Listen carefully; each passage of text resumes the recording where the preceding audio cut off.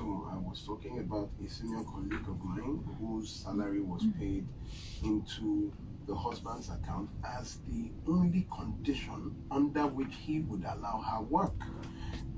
You know, first of all, it is important that from the beginning of a relationship, you should know who you are. Are you the one that went to school to become a housewife? Because probably some people's future ambition is to become a housewife.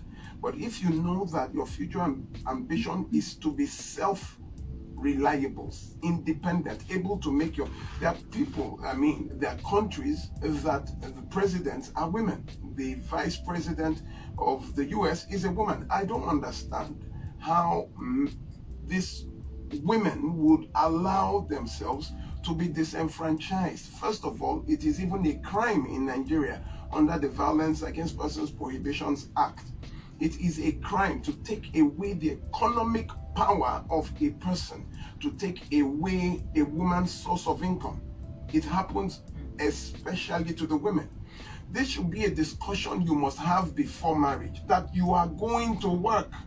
Let them understand. You know, last year, no, I think it was early this year, the one that has pained me the most, to my marrow, was a civil servant in Lagos State. She was a level 14 officer who just clocked 50 years of age. Do you know that's a step away from being a director? And her husband started about, the issue is that the man was always grumbling about, hardworking.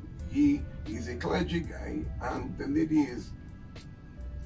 And then he got up one morning and said his vision for his family is that the wife must, by 50, have her own business and she would not be answerable to anybody. And the wife said, business that I have not started, I don't know anything about business. Is it at 50 years I will now start going to learn a business? I'm a level 14 officer in Lagos State. It became a problem. This man started and the lady was adamant that she was at the pinnacle of her career at 50. Yeah. Suddenly the man went quiet. He's the main pastor of a church. And then came back after a while that he wants the family to relocate. And he brought up that issue that, he wants them to. So she was like, okay, his vision before was that the wife will not work for somebody. Now the vision has changed in a month and a half to that the family must relocate abroad. So to begin the process of relocation, she must leave her job. And, it became another problem. And then this woman was just like, what is it about? And, she now said, okay, he should put it in writing. That he is the one that wants them to relocate. And that when they relocate, that I think it was which country? It was UK, America, Canada, and the man said, no problem, wrote it down. Then she now went and resigned. Her bosses were looking at her like, are you all right? You realize what you're doing? Do you at level 14? That is a step away, a level away from being a director. And then, let us begin the process. He started stalling. That this after some time, he said that he's not even feeling the relocation anymore. And she was like, yeah. So I resigned my job for what? He said a woman must be submissive to that. If I say we are not going abroad again, I say we are not going abroad again. She now, it dealt her a big blow. But she now went and started doing her runs behind to see if she could relocate she couldn't get the job back. They gave her time to think about it. That was how much her boss was wondering that he didn't want to let her go. She now went and started making moves, and then the husband found out that she was silently doing relocation to the UK. She had gotten a job, and then he now started telling people that she had a boyfriend abroad who wants to sponsor her to come. That now changed it to, and this was a man that she caught sleeping with her own cousin in their house. Now started a story about her own infidelity. Then one time when it got so much, she now said, have you forgotten that I forgave you? Now said, if you now want to bring that back, Coco say you didn't forgive me. He now changed it. And eventually the lady called me and said, what do I do? Do I sit at home? That UK has come. I said, well, so what are you sitting at home for? Go to the UK. And this man said, if she goes, she will never see the children again. Started making all threats. I said, the day you are going to go, don't announce to anybody. The next text, let it be from the UK. She left. She's doing so well. The issue here, why would you resign at a level 14? You are 50 years old. But you see, the issue here, a lady now, last year, I don't know, very comfortable. The man just suddenly died. Now, the family came, took over the man's properties. All those things that happen because the woman couldn't fight.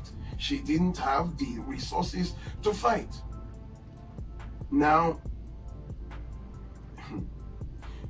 I saw her and she was, while we were talking, there was a constant call, a number was calling.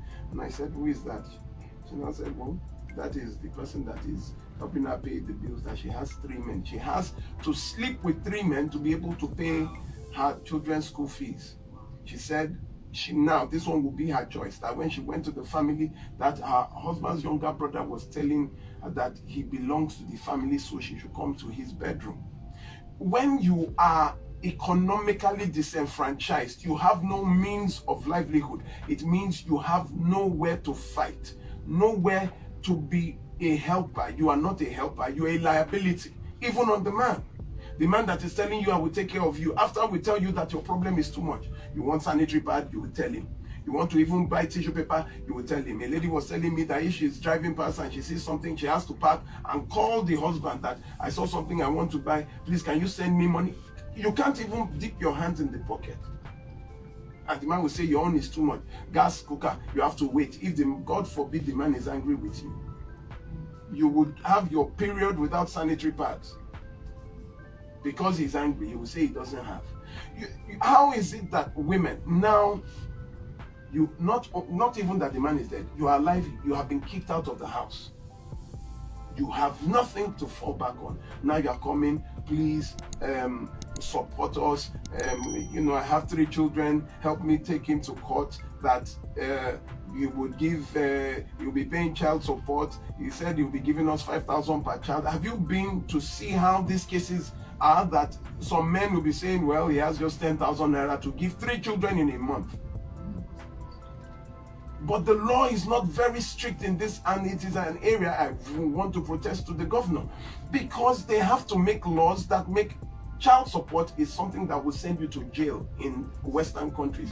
Here in Nigeria, it is not.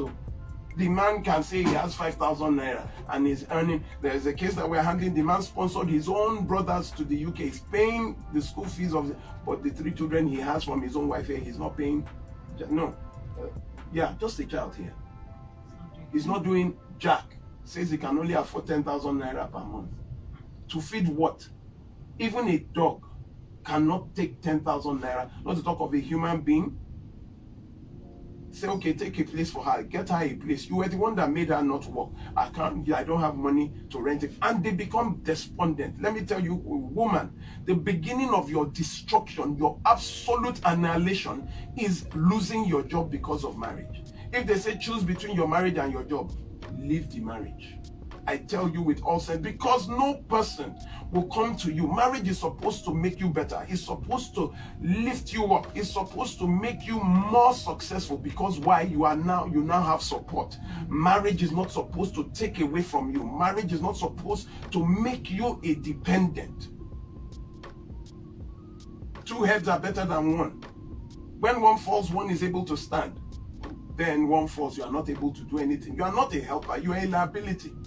Then lastly, the issue of properties. Let me tell you, women, and by extension, I'm even speaking to my own wife. If you buy property that is your own money as a wife, put your name on it. Put your name on it.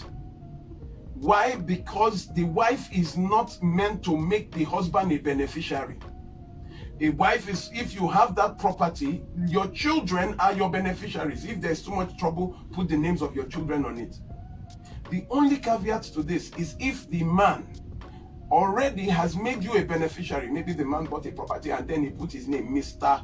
Tony and Mrs. Evelyn. Your name must be Mrs. Evelyn, not Mr. and Mrs. Machuku.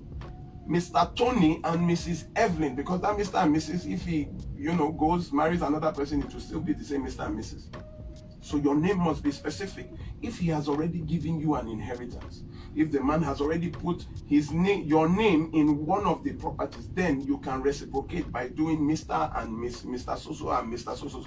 But if you are the sole heir, we have 4 cases now. It is even, I just closed my office. The woman was driven from a house that she built. It is her house. How? Because it was given to her by her office. They had been taking it off her salary for 5 years. In the title, she put Mr. Her boss said, listen, we don't know, Mr. We know you. She insisted that as a Christian woman, the name of her husband must be there. Now, the husband, she traveled, and then, different women were coming into the house. She came in, met, and then the husband said, what the hell, everything goes to places. Okay, Oga, come and be going. The man said, this is my house. How is it your house? In court? He brought out the paper. It was Mr. and Mrs. And then he started fabricating how he too gave the... You see, if it was in your name, it doesn't matter. They will look at the title documents. That is what the court will look at. You won't come and be saying you're bringing wire transfer. You want to bring... Yes, it can help your case, but the main issue is the name on the title. Anybody should know this by now. The name on the title. A man should be secure enough. Listen, you are not marrying a woman so that she will make you a beneficiary if she has property. You are marrying her to make her better. She's marrying you to make you better. So when things like property is beginning to cost, something you did not pay for, you are now insisting that your name must be there, then there's something wrong. So tomorrow,